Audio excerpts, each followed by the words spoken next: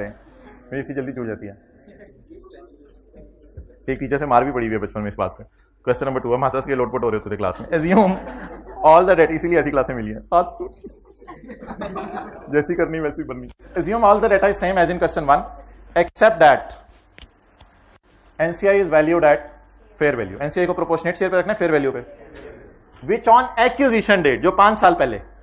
सरकार साउथ इधर, वो मैं आपको दिखाऊंगा जो आप देख रहे थे।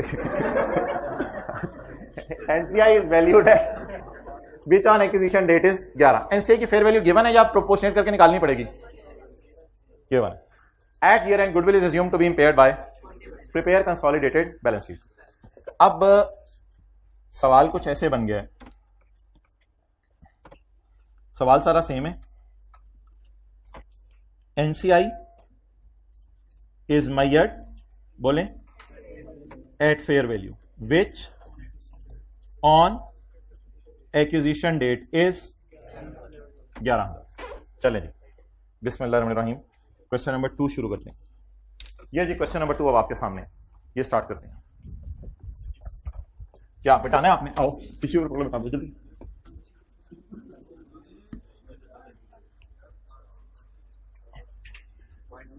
सारे बैठे रहे। मैंने सोचा हुआ था लेकिन आप रहने दें। हाइब्रिड से कोई उठ के आता, मैंने 500 देने थे उसको, सिर्फ उठना था उसने, बस उठ के इधर पहुंचना भी नहीं था, मैंने उसे 500 दे देने थे जी। उसको पहले चाह दिया करें, 250 कर ले। हाँ हाँ जी, फेयर वैल्यू इसलिए कि गुड एडजस्टमेंट का अकाउंट 5 साल पहले एक ही दफा बनता है, उसी दिन बनता है, सिर्फ गुडविल कैलकुलेट उससे होती है। क्या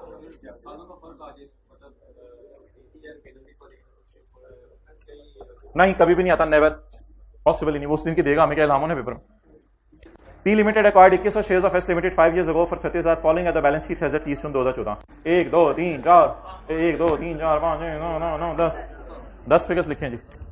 सवाल सर मैं थक जाऊंगा, सर मैं भाईजान अब पता नहीं क्या है आप, फिर खुदा के लिए अपनी फिगर करें। इधर देखें, नहीं सर ये तो दोबारा मैं तो नहीं, मैं जाए फिर। चले बातें हो रही हैं साथ साथ, जरा नॉन फ्रेश हो जाता है बंदा। 105 और आप लास्ट रो में तीनों को उठाना पड़ेगा मुझे अब। 105 प्लस 7। शोहर कह रहे हैं, ये भाईजान ये बात घर जाके आपने बोलनी है। शोहर कह रहे हैं मैंने बीवी से 20,000 लेने, ऊंची ऊंची बोलूं। शोहर कह रहे हैं मैंने बीवी से 20,000 लेने। कैमरे वाले भाई ये देखा करें जो एंड के ऊपर जो है ना शो कर रहे होते हैं कि हम बड़े शो हैं। 40 और 10, ये आखिरी जो 3 रोज है ना, इनमें कोई इक्का दुक्का बच्चा हो सकता है ऐसा बैठा हो, इसको चुप कराएं। इन्वेस्टमेंट्स ननकाना वाले भाई आप क्यों देख रहे हो, आपको मैंने क्या कहा? 40 प्लस 10। बाबा जी रहमत जिंदाबाद। ये 20। Share capital 65। जिंदगी देखे कितना चलाती है, अजीब अजीब स्टेटस लगाते हैं। जिंदगी तूने मुझे क्या दिखा दिया इतनी छोटी सी जिंदगी में, यार तेरी मेहरबानी, क्या दिखा दिया यार, हाथ होगी पता नहीं क्या क्या देख लिया आप लोगों ने। समझ नहीं आती स्टेटस से बाहर निकल के बंदा चपेड़े मारे। अय्यूब अलैहिस्सलाम का इतना सब कुछ चला गया था, लेकिन उन्होंने तो ऐसे शिकवे नहीं अल्लाह से किए कि जिंदगी ने मुझे क्या क्या दिखाना है। ये उलमा की सोहबत से दूर होने की वजह से इतने बड़े बड़े नुकसान उम्मत कर रही है, पता नहीं कैसे कैसे स्टेटस लगा रही है। वर्किंग वन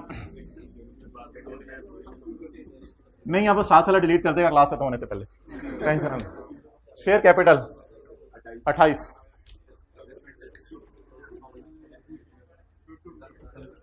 चुप कर जो भाई। 100 और 40।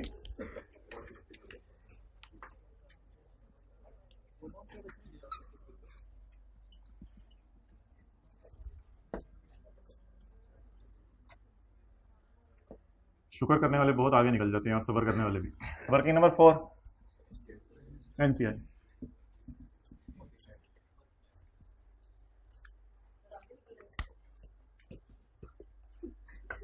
मैंने कह दिया आपको समझ नहीं आती बातें, चुप रहा करो। सीआर 1 लाख क्यों बुलवाते हो? PRE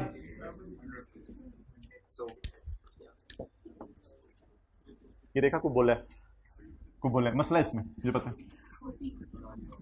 SRE 40 बीवी बोली सरताज मैंने तुझे 20,000 देने, सेपरेट फाइनेंशियल स्टेटमेंट में कोई मसला नहीं, बोल बीवी बोल, तू बोलने के लिए बोल। सब्सिडरी बोली मैंने शोर को 20 देने, शोर ने कहा हाँ बीवी मैंने ये पैसे लेने। लोन पेबल तुम्हारे सर का ताज, सरताज खुशी में आसमानों पे पहुंचा हुआ है।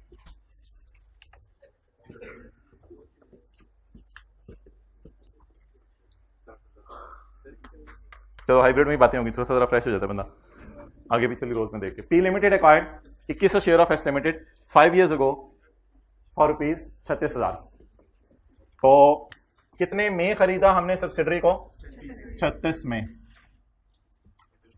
ये याद रखिएगा बहुत एक फेयर डील होती है, और सऊदी किंग लड़ लड़के डील शुरू होती है 34 रुपए से, मिसाल दे रहा हूं, लेकिन सऊदी किंग कहते हैं नहीं बेचता सब्सिडरी, नहीं बेचता। आप कहते हैं 35, कहते हैं नहीं बेचता। आप कहते हैं 35.1, कहते हैं नहीं बेचता, जा जो करने करना है। 36 के ऊपर जो है वो एंड पे दुकानदार और बाजी की बहस खत्म होती है और 36 के ऊपर जो है वो सब्सिडरी और बोले बेच दी जाती है, नहीं आजकल बाजे भी बहस कर रहे हैं, कोई मसला नहीं। अच्छा अब आप मुझे ये बता दें, दिल पे ना लिया करें बात आपको लगे कि मुझे कर रहे हैं। सरकार at the time of acquisition the retained earning of S were 7, जिसे हमने च्यूफन बाय की थी उसे इसमें कितना को गोश्त था? 7 किलो। इस अकाउंट में आखिरी क्लास तक सुन लें सारी फिगर्स 30 जून 9 की आनी है, 5 साल पुरानी, आखिरी दिन तक बात कर रहा हूं। सारी फिगर्स इस अकाउंट में 30 जून 9 की आनी है, क्योंकि गुडविल भी किसने निकाली होगी पहली दफा? 30 जून 9। ये कितना? अभी गेम ऑन नहीं हुई, अभी तो वही वाला सवाल कर रहे हैं तो सुबह से कर रहे हैं तो दोबारा।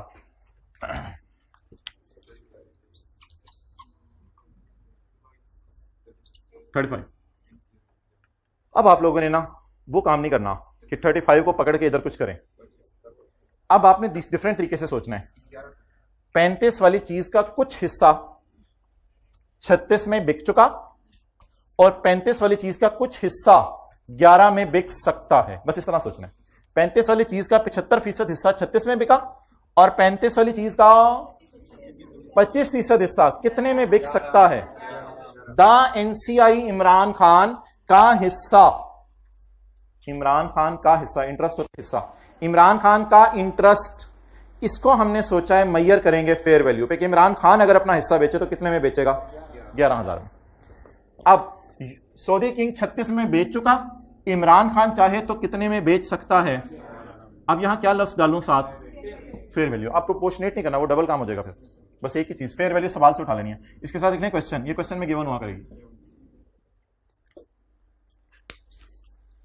क्योंकि आप माशाल्लाह दोनों चीजें फेयर वैल्यू टाइप पढ़ी हुई हैं, ऊपर वाली भी नीचे वाली भी, तो इसलिए फिर गुडविल भी टोटल टाइप आ जाएगी, वो टोटल टाइप गुडविल आ जाएगी।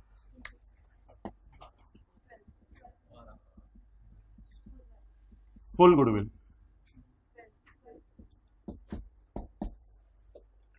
लेकिन डबल एंट्री, सॉरी 11 की डबल एंट्री करनी थी पहले।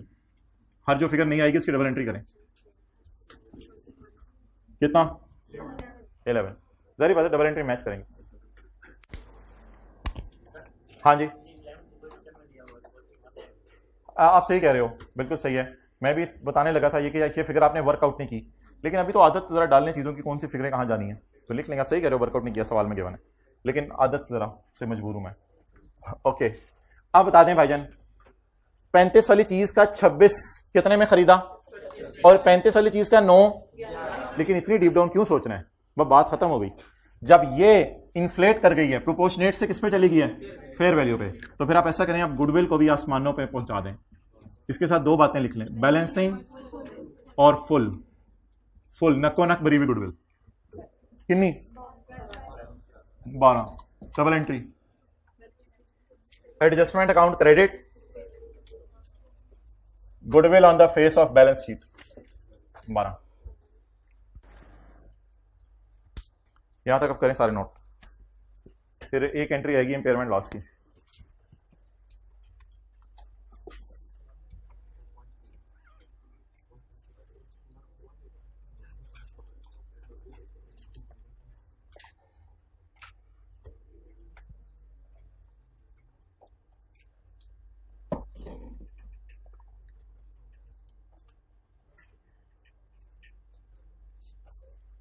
भाई हाइब्रिड क्लास में आप लोग बैठे हैं, जरा इंश्योर करें शोर ना हो।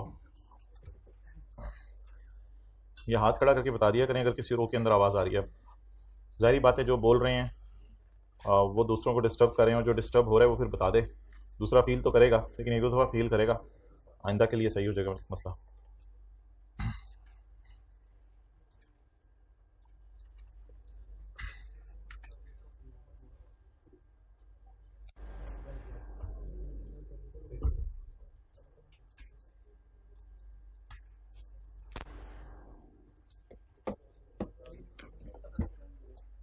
हाँ जी जी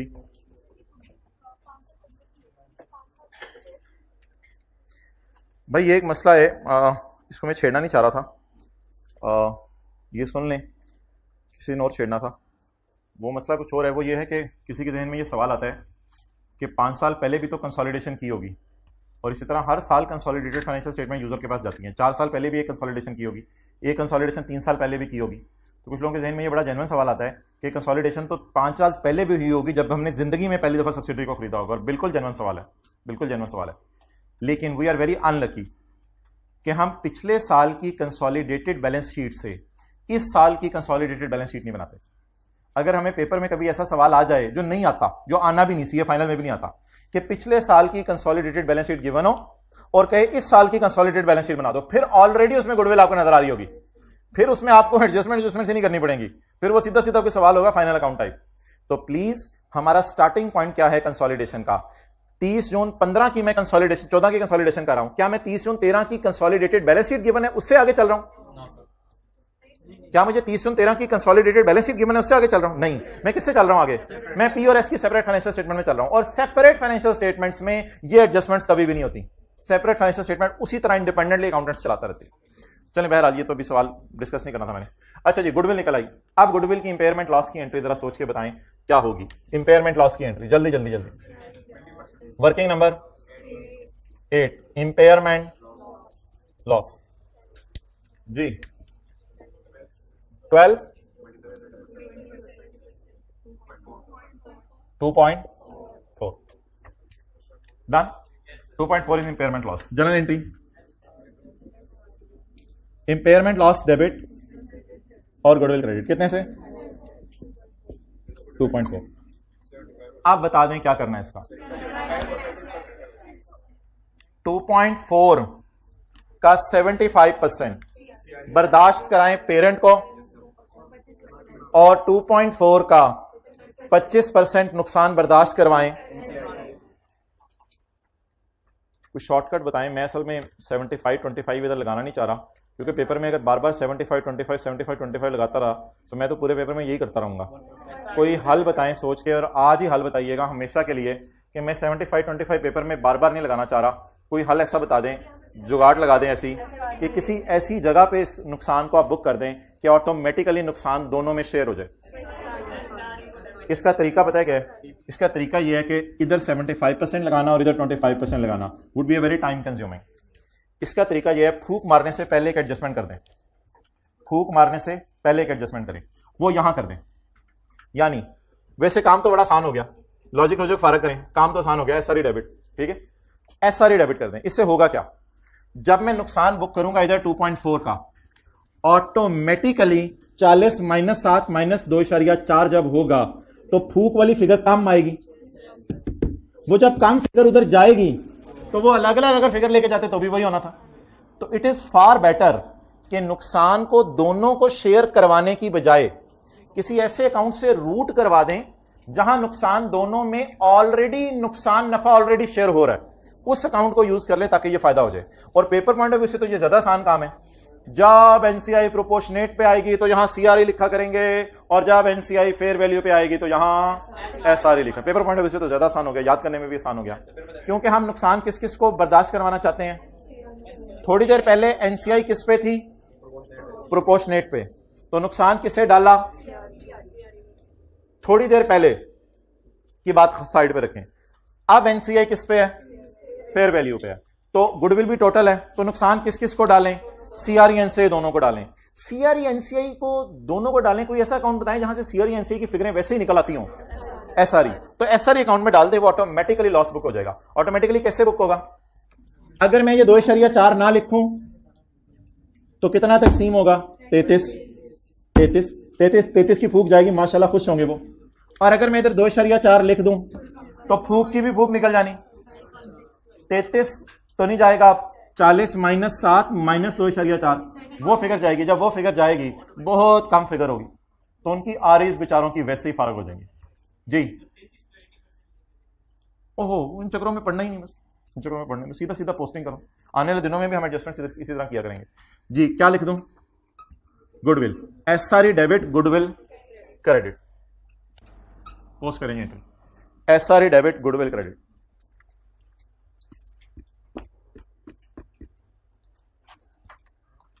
अब फाइनल वो बात लिख लें, क्लास तो हमारी खत्म हुई, बस फू का मारनी है आखिरी। फू काफी कम फिगर बचेगी। व्हेन, पूरा फिक्र आप मुझे कराएं। When NCI is eight fair value, when NCI is eight fair value, the goodwill will be full, the goodwill will be full, and impairment loss will be charged, and impairment loss will be charged to SRE.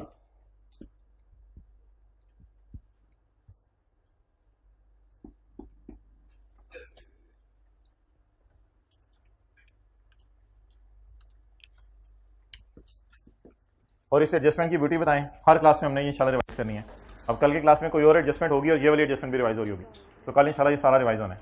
फूक की figure निकलवाएं ना, ना ऐसे नहीं जाने देना। फूक की फिगर, फूक की फिगर, जगह थोड़ी सी खुली कर लेते हैं ना। 30 पॉइंट, फूक की भी फूक निकल गई।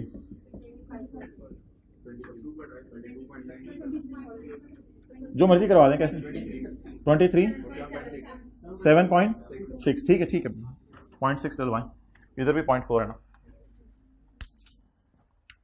ये कहां ले जाएं? पेरेंट भी उदास है। पिछले सवाल में कितना गया था? 25 गया था। हाँ नहीं, पिछले सवाल में असल में सारा उसने बर्दाश्त किया था, वो छोड़ो जितना भी। अच्छा 23, और इसकी फूक मारे, अपने लेवल पे रख के इसको फूक मारा करें। इमरान खान वाला देखें काफी कम हो गया है। क्यों? क्योंकि अब इमरान खान भी शेयर बर्दाश्त करे ना इसका। तो 7.6। ये खुशखबरी कहां से आई? एसआरई से। ओवरऑल तो खुशखबरी है ना 23 की, और ये खुशखबरी कहां से आई? एसआरई से। ऑटोमेटिकली रिड्यूस्ड फिगर चली गई। इन दोनों फूकों को कितनी अमाउंट ने खा लिया? 2.4 में। आखिरी एडजस्टमेंट वो हमारी रह गई थी मादरत, लोन -20 -20। टोटल अब किसी ने कराने हैं तो करा दें। 1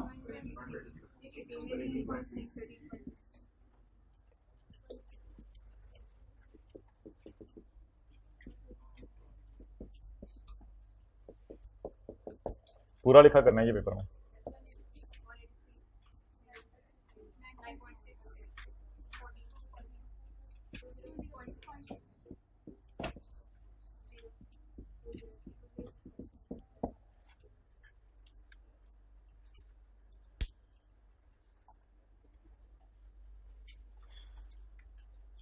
पढ़ा के थक गए भाई, अब फूक मारे हैं, सुबह के लगे हैं। काश कि हाइलाइटर होता हमारे पास, व्हाइट बोर्ड वाला, तो फिर हम आपको हाईलाइट में, तो फिर मैं आपको हाईलाइट करके दिखाता कि पिछले सवाल और इस सवाल में कौन कौन, सिर्फ एक फिगर चेंज की है, उसकी वजह से क्या क्या चेंज आई है। आसानी से आसान सी चीज है। यहां क्या किया? 11, तो ये फिगर बढ़ गई 12 की। इससे कोई फर्क नहीं पड़ा, 12 बैलेंस शीट में उसी तरह नजर आ रहा है जैसे पहले नजर आता था। 12 कोई नई जगह नजर नहीं आ रहा। उसके बाद 11 उधर जाता है, ये हो गया। इसकी वजह से बस एक एंट्री बनी हमारी, एसआरई डेबिट, गुडविल क्रेडिट और एसआरई डेबिट। अब ऑटोमेटिकली ये वाला लॉस दोनों में तकसीम हो गया, दोनों अब इस लॉस को बर्दाश्त करें। अच्छा, हैंड रिटन सफ़ा निकालें ताकि हर एडजस्टमेंट को टिक टिक करते रहें साथ साथ। जो जो एडजस्टमेंट हमारी आज से हमारी पहली एडजस्टमेंट होगी है सिलेबस की।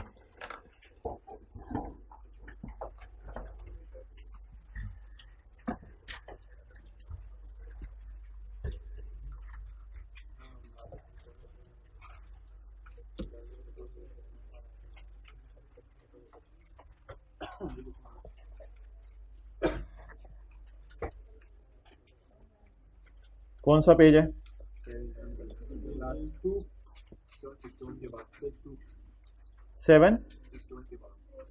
761 के बाद 761 के बाद दूसरा सफ़ा है। अब आपको पता है कि पेपर में हमें लॉजिक एंड लॉजिक तो भूल जाती हैं और कोई याद रखनी ज़रूरी भी नहीं। अगर याद रखनी होती लॉजिक तो मैं आपको ज़रूर बताता कि इसको याद रखें। जो जो लॉजिक याद करनी है वो बताई भी जाती है। बस आज की क्लास की समरी, आज हमने क्या किया, रिकॉर्ड ऑन पॉजिटिव गुडविल। ये फिर कभी बताऊंगा कि इसको पॉजिटिव गुडविल क्यों कहते हैं। Recording of impairment loss on positive goodwill. इसमें परसों और कल तक क्या था, एनसीआई किस पे मैयर हो रही थी, प्रोपोर्शनेट बेस पे। CRE debit, goodwill credit, question number 1 में किया। और जब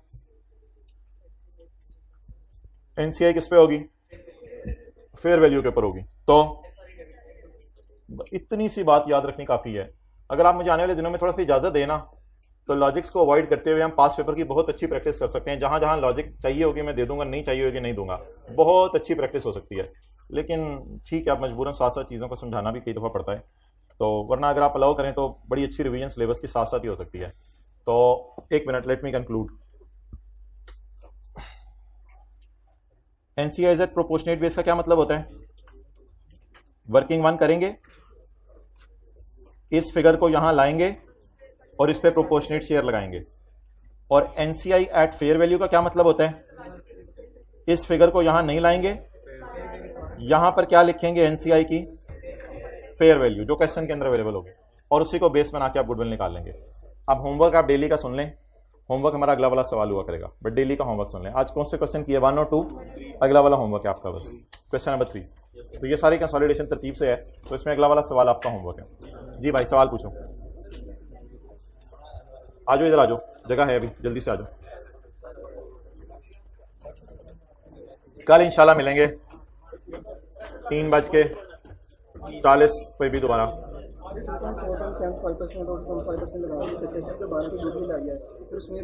ओ इस तरह नहीं सोचना, स्टैंडर्ड कहते हैं इस तरह नहीं सोचना। वो आप 10 वो करोगे, 2 वो करोगे, नहीं। पहले स्टैंडर्ड ऐसा करता था, आप नहीं करना।